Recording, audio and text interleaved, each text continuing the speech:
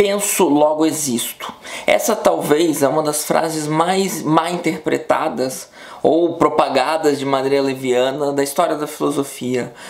Até porque, se você for parar para olhar, ela não é uma frase grandiosa, né? Bonita, que nossa! Ela até parece uma certa obviedade. Se a gente for contextualizar a frase, a gente vai entender que trata-se de uma obviedade e que esse é justamente o objetivo. Então vamos primeiro algumas questões técnicas. Primeiro, a frase ela é dita numa obra chamada Discurso do Método, de 1637, Descartes, tá? Aqui tem a obra na coleção Os Pensadores, o nome fica atrás de maneira pequenininha, é coisa chata, mas a coleção é muito boa.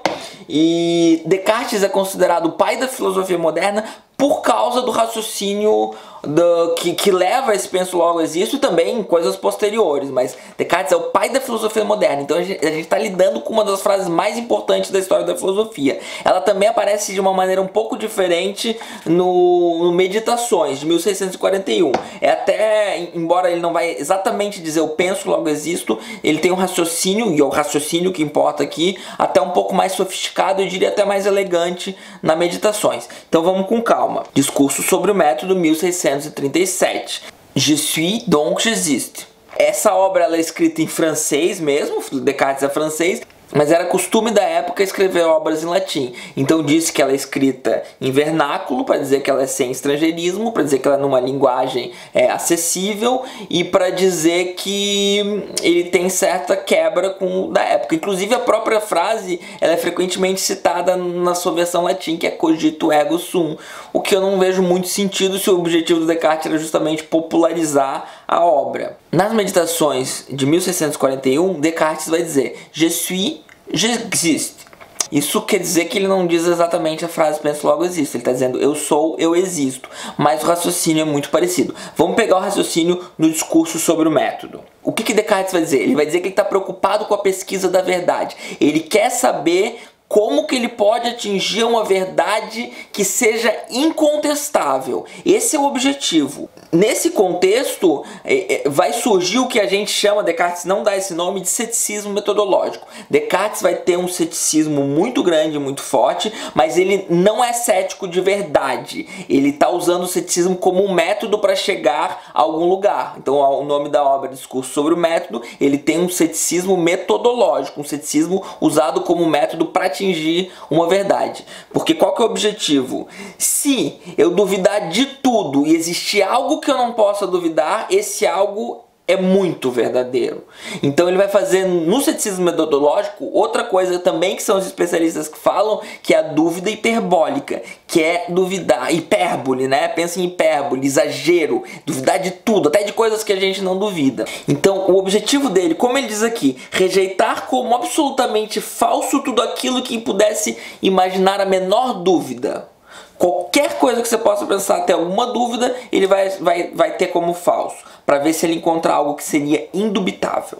Então Descartes vai dizer, os nossos sentidos nos enganam e os nossos raciocínios nos enganam. Muitas vezes eu olho de longe algo que me parece pequeno, quando eu chego mais perto algo é grande, ou vice-versa. Às vezes, né, por mais que eu tenha um raciocínio bom, quem é que nunca errou num raciocínio? Então se algo nos engana, a gente não deve confiar 100%. Ainda que seja muito improvável que você erre, esse algo pode ser um erro. Ele vai inclusive dizer, resolvi fazer de conta que todas as coisas que até então haviam entrado no meu espírito não eram mais verdadeiras que as ilusões de meus sonhos. Ele vai questionar inclusive se ele está sonhando ou não, porque às vezes a gente sonha e não sabe que está sonhando. Então quando você vai estar pensando em alguma verdade, você não sabe se você está sonhando ou não. Então tudo, qualquer contexto, qualquer coisa, os sentidos podem nos enganar, os raciocínios podem nos enganar, eu posso estar sonhando sem saber, eu posso inclusive estar alucinando sem saber, eu posso estar louco. Quem é que garante que eu não estou louco? Então, quando a gente pensa, quando a gente faz algum raciocínio, quando a gente pensa em alguma verdade, a gente presume que a gente não está louco. Mas se a gente tiver, tem muito louco que não sabe se está louco.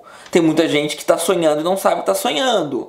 Então, nada passa por esse critério até então. O que passa pelo critério? Penso, logo existo. Porque, por mais enganado que eu esteja sobre tudo, para estar enganado, para pensar aquilo no qual eu estou enganado, eu preciso existir. É impossível que eu esteja enganado sem existir, tá? Então o Descartes ele chega nesse raciocínio que é uma verdade incontestável. Nas meditações ele refaz esse raciocínio de maneira até mais interessante, tá? Embora ele vai chegar na frase eu sou, eu existo, não tem, se for ver, não tem tanta diferença entre elas, diferença filosófica pelo menos, e ele inclusive adiciona um elemento muito interessante e muito famoso que é a hipótese do gênio maligno.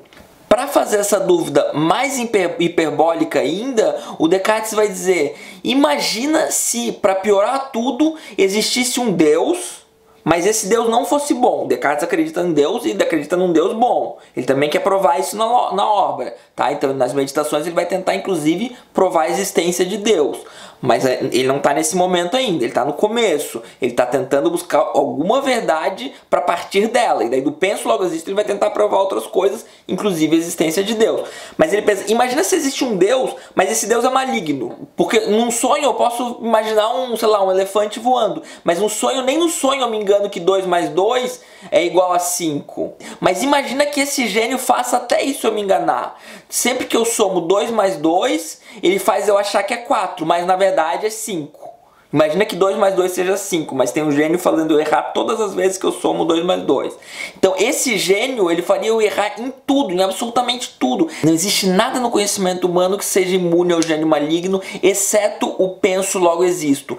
E veja bem, por que o penso é importante? Porque eu posso ter nascido agora e o gênio colocado todas as memórias do passado na minha cabeça aqui, no meu eu, no ser, no que pensa. Então, enquanto eu penso, eu sei que eu existo. Eu posso não ter existido nunca. O passado pode ser uma ilusão, o futuro pode ser uma ilusão. O que é certo, indubitável, é o hoje. Ao momento em que eu penso, eu existo. Se eu parar de pensar, já não tenho garantia que eu existo.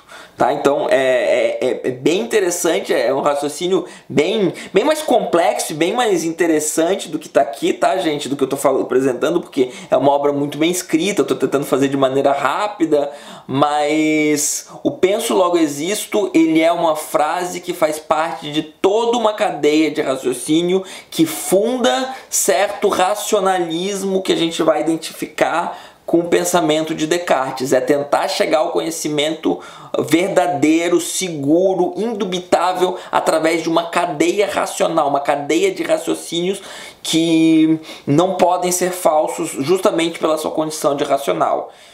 Então quem curtiu, eu queria convidar para se inscrever no canal, ativar o sininho, dar um like, sugerir algumas frases, ver os outros vídeos que tem por aí, né? Começou o canal há pouco tempo, mas agora já está começando a ter uma quantidade razoável de vídeos aí para vocês aprenderem bastante filosofia e porventura, né, me ajudar a divulgar também para esse canal poder continuar e a gente trazer muito mais conteúdo, tá bom? Boa noite.